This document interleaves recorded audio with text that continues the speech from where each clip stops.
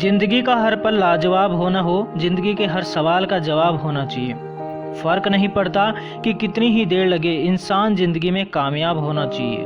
नमस्कार दोस्तों, मैं हूं आर डी प्रजापत और स्वागत करता हूं आप सबके स्टूडियो यूट्यूब चैनल के आज 21 अगस्त 2020 के महत्वपूर्ण करंट अफेयर्स के वीडियो में। दोस्तों, आज के करंट अफेयर्स की पीडीएफ आप हमारे टेलीग्राम चैनल से डाउनलोड कर सकते हैं, जिसकी लिंक आपको वीडियो के डिस्क्रिप्शन बॉक्स में मिल जाएगी। आप हम लोगों का सपोर्ट करने के लिए आप स्टूडियो यूट्यूब चैनल को सब्सक्राइब करके बेल आइकन प्रेस कर लीजिए, ताकि आने वाले वीडियोज की नोटिफिकेशन आपको सबसे पहले मिल जाए। दोस्तों, अब चर्चा करेंगे उन प्रश्नों की जो कि पूछा था हमने पिछले वीडियो में। पहला प्रश्न था, मध्य प्रदेश में स्थित ग्वालियर चंबल एक्सप्रेस वे का नाम बदलकर किसके नाम पर रखा जाएगा? तो अटल बिहारी वाजपेयी के नाम पर मध्य प्रदेश में स्थित जो ग्वालियर चंबल एक्सप्रेस वे है उसका नाम रखा जाएगा। और अब जो है इस जो पुल है इसका नाम क्या रखा होगा? Shri Atal Bihari Vajpayee Chambal progress way. और इस बात की घोषणा किसने की है? जो मध्य प्रदेश के मुख्यमंत्री शिवराज सिंह चौहान, उन्होंने की है। ग्वालियर चंबल एक्सप्रेस वे 6 लेन का एक्सप्रेस वे है जो कि मध्य प्रदेश और राजस्थान को चंबल क्षेत्र के बीहड़ों से जोड़ता है। अटल बिहारी वाजपेयी भारत के प्रधानमंत्री बनने वाले पहला भाजपा सदस्य थे। अटल बिहारी वाजपेयी के सम्मान में प्रतिवर्ष 25 दिसंबर को सुशासन दिवस के रूप में मनाया जाता है। 1998 में राजस्थान के पोखरण में जो परमाणु परीक्षण हुआ था वो भी अटल बिहारी के वाजपेयी के समय पर ही हुआ था। अब दोस्तों, ये जो प्रस्तावित चंबल एक्सप्रेस वे है जो कि चंबल नदी के किनारे किनारे राजस्थान के ऐतिहासिक शहर और उत्तर प्रदेश के इटावा को आपस में जोड़ेगा। इस प्रोग्रेस वे की कुल अनुमानित लंबाई 4 से 4 किलोमीटर रहेगी, जिसका 309 किलोमीटर है वो हिस्सा मध्य प्रदेश में, 78 किलोमीटर राजस्थान में और 17 किलोमीटर उत्तर प्रदेश में रहेगा। इस प्रोजेक्ट की कुल अनुमानित लागत 7,532 करोड़ रुपए मानी गई है। अगला प्रश्न है, भारतीय रेलवे किस राज्य में दुनिया का सबसे लंबा घाट पुल का निर्माण कर रहा है?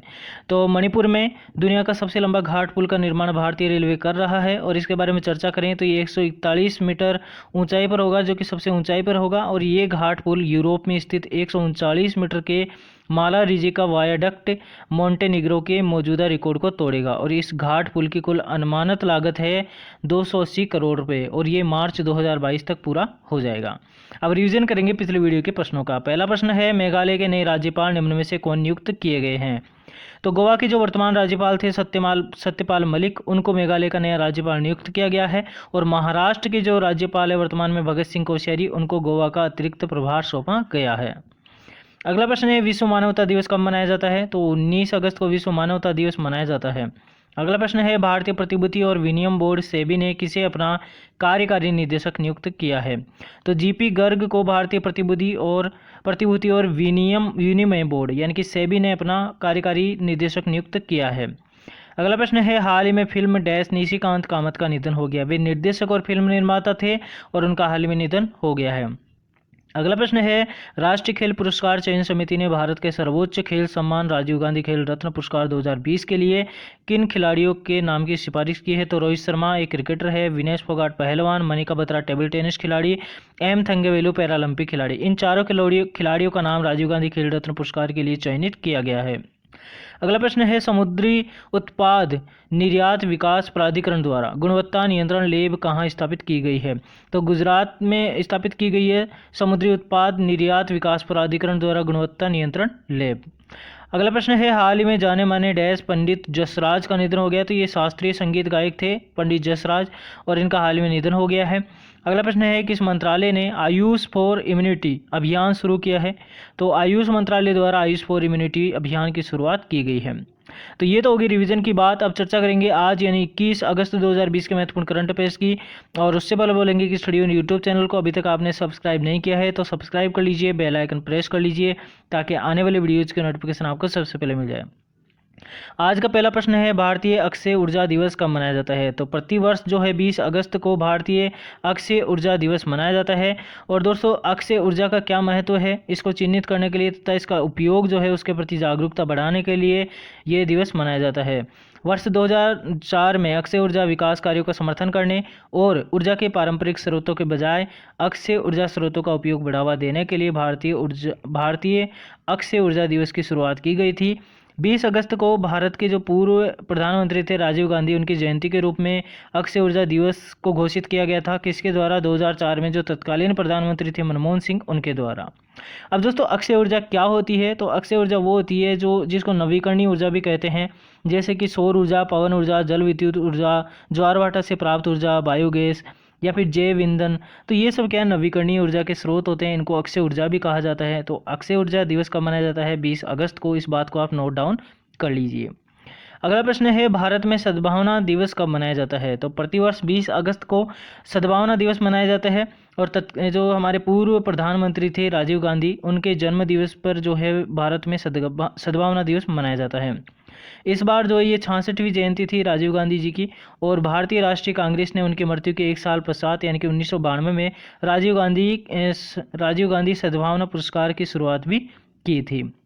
अगला प्रश्न है, भारतीय रेलवे ने रेलवे के सुरक्षा के लिए डैश आधारित निगरानी प्रणाली का शुभारंभ किया है। तो यहाँ पे ड्रोन आधारित निगरानी प्रणाली का शुभारंभ भारतीय रेलवे ने किया है रेलवे सुरक्षा के लिए। और इसके बारे में चर्चा कर लेते हैं एक बार।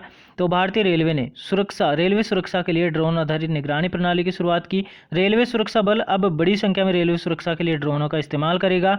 और इसके लिए रेलवे पुलिस फोर्स ने दक्षिण पूर्व रेलवे, मध्य रेलवे, आधुनिक कोचिंग फैक्ट्री रायबरेली और दक्षिण पश्चिम रेलवे के लिए 9 ड्रोन खरीदे हैं।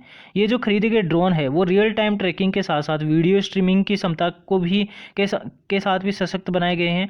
और उन्हें ऑटोमेटिक फेल सेफ मोड पर संचालित किया जा सकता है।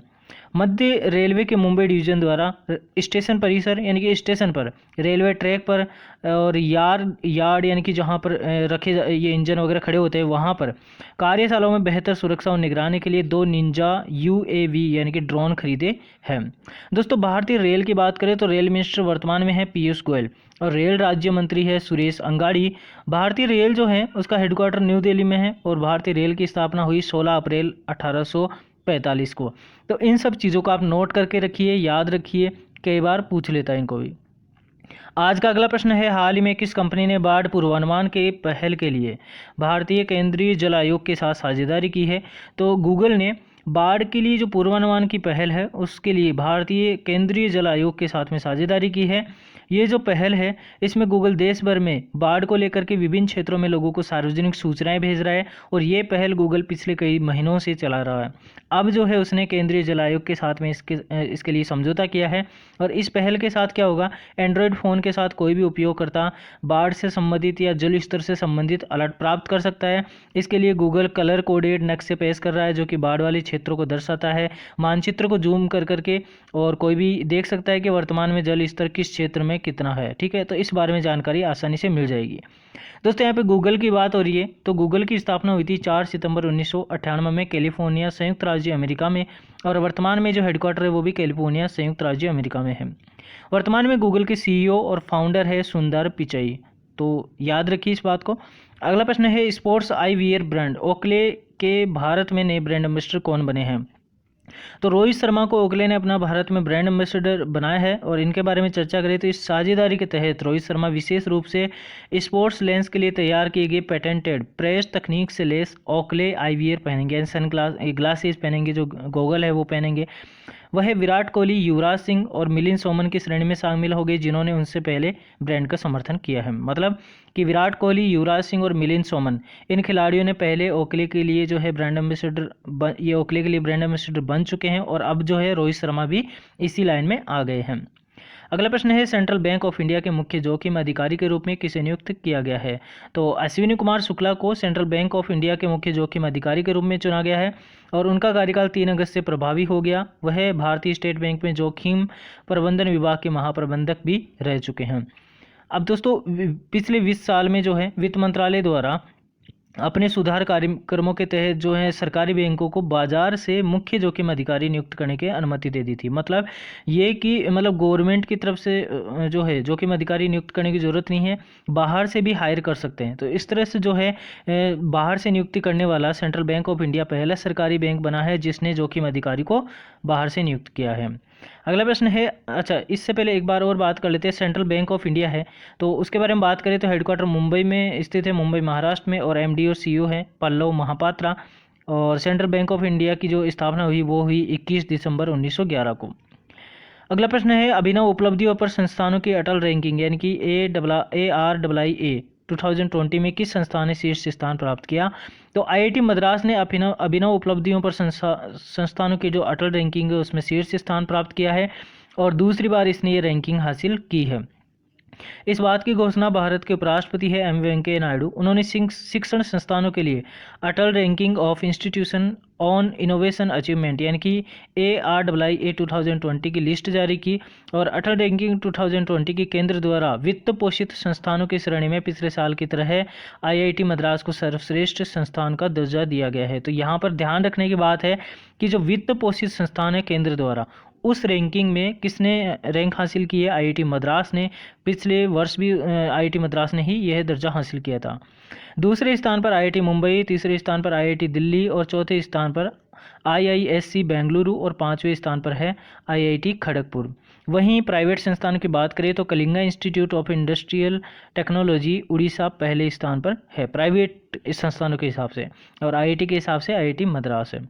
अगला प्रश्न है किस IIT संस्थान के परिसर में लोक कला अकादमी का उद्घाटन किया गया है। तो IIT खड़गपुर में लोक कला अकादमी का शुभारंभ किया गया है। ये जो अकादमी है वो संगीत, ललित कला और अन्य प्रदर्शन कलाओं का प्रशिक्षण प्रदान करेगी। हिंदुस्तानी शास्त्रीय गायक पंडित अजय चक्रवर्ती अकादमी के 100 रोगों का नेतृत्व करेंगे, मतलब उन संगीत के द्वारा रोगों का इलाज कैसे हो सकता है वो इसको हैंडल करेंगे। और इसका उद्देश्य संज्ञानात्मक विज्ञानों के साथ साथ रचनात्मक कलाओं को बनाकर के भारतीय रोगों की गहरी संरचना को तैयार करना और उनकी संरचना को स्थापित करना है। IIT खड़गपुर में शास्त्रीय और लोक कला अकादमी अपनी तरह का पहला संस्थान है जिसने IIT खड़गपुर में शास्त्रीय और लोक कला अकादमी का शुभारंभ किया गया है।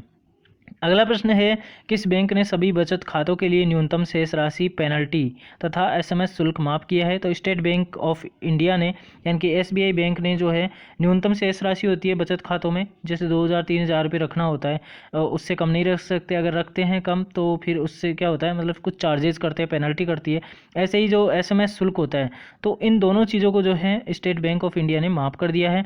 और इसके बारे में चर्चा करें तो SBI की 44 करोड़ से अधिक बचत खाते हैं और इस तरह से उन्होंने ये सुविधा दी है। इससे पहले SBI के ग्राहकों को मेट्रो, अर्ध शहरी और ग्रामीण क्षेत्रों में, यानी मेट्रो शहर, मेट्रो सिटी है तो वहाँ पे 3000 रुपये जो है उससे कम नहीं रख सकते। अर्ध शहरी क्षेत्र है वहाँ पे 2000 रुपये से कम नहीं रख सकते अकाउंट में, और 1000 रुपये से कम ग्रामीण क्षेत्रों में नहीं रख सकते।